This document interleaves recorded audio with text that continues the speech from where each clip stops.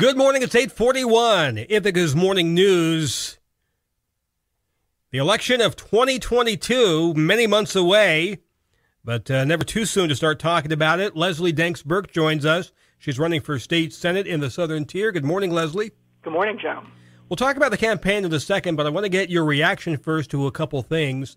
Number one, I'm sure you had a chance to view Governor Hochul's State of the State address. What was your overall impression? My impression is that she is putting her money where her mouth is. She's cutting low-income and middle-income New Yorkers' taxes, which is huge because our property tax burden, our regressive property tax burden in this state is killing low- and middle-income families.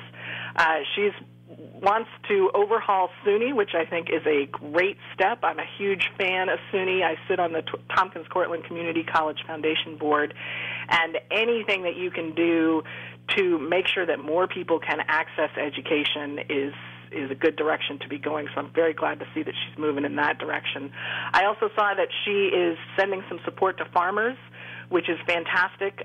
Farmers are going to get a tax credit in order to be able to pay overtime wages for employees. She's stepping up to reduce property taxes through rebates. Across the board, Kathy Hochul rolled out programs that have money behind them and are going to work. The other issue about which I wanted to get your comments was the news that came out last night that Svante Myrick would be leaving his post as mayor after 10 years to accept a job with the People for the American Way. I know you two have had a pretty close relationship over the years.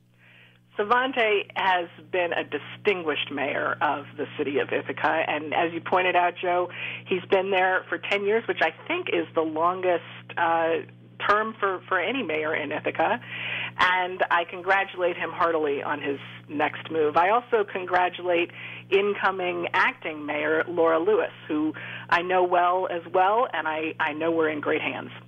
We're speaking with Leslie Danks Burke, who recently announced another run for state senate, but this time a little bit different because although it'll be the Southern Tier, the mystery surrounding what the actual district will be is still kind of unclear. It sure is, Joe, and I'm out ahead of that. One of the things that I'm facing is that Tompkins County has been gerrymandered into 3 different districts for the last 10 years. When the Republicans were in control of redistricting 10 years ago, no one Republican wanted to have all the Democrats in Tompkins County in their district, and so they sliced and diced Tompkins County into 3 different districts. And so now that redistricting is happening again, we don't know where Tompkins County is going to land.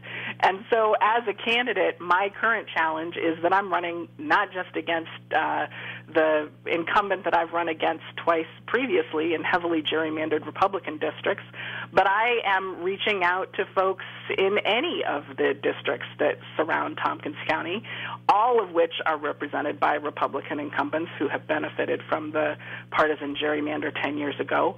And so I'm running in an area that's about 4 times as big as I did last time, and you got to do that because the guys in power hold on to power through uncertainty. How do you approach a campaign in what's essentially right now kind of a phantom district? Well, you do what I've done, which is build for years in advance. It's not something that can be taken lightly. I certainly feel fortunate that I have spent as much time as I have reaching out to build a progressive network across the Southern Tier and Finger Lakes and Central New York areas because we don't know what direction the district lines are going to land, and we've got to be ready. The Republicans who've been in control in this region for decades are banking on the idea that people will sit back and wait for the district lines to come out, or they'll make assumptions about the district lines, and then we won't be ready to go. So what I'm doing is reaching out to voters and leaders across about a 14-county area, and I got to tell you, when I finally have a district, it's going to be great because I'll only be running in 3 or 4 counties.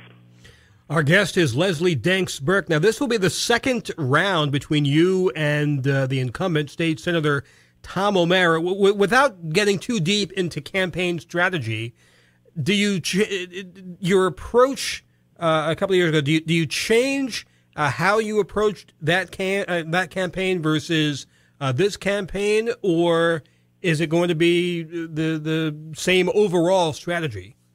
Well, in that campaign, I was running in a district that was only 30% Democrats. We managed 32% Democrats. We managed to get 45% of the vote, which is not a win on the books, but boy, reaching double digits into conservative turf is sure a success in my book. And so that model works. Obviously, no matter where we end up getting districted, we're going to have a district with people with different viewpoints. You're going to have Republicans and Democrats in the district. And my approach has always been to reach out, be honest about my progressive views, and try to make the conversation bigger so that more people can participate in the conversation and you're reaching across divides. I've proven that I can do that, reaching double digits into conservative turf, and I plan to continue doing that no matter what district they put me in. What do you see as the top, let's say, 2 or 3 issues facing voters in whatever this district looks like over the next few months? Jobs, schools, and farms. We have a huge problem in this region that it is very, very difficult to keep a family going on a middle or low income wage rate. And we need to make sure that jobs across the board are available for families that they can actually sustain their families on.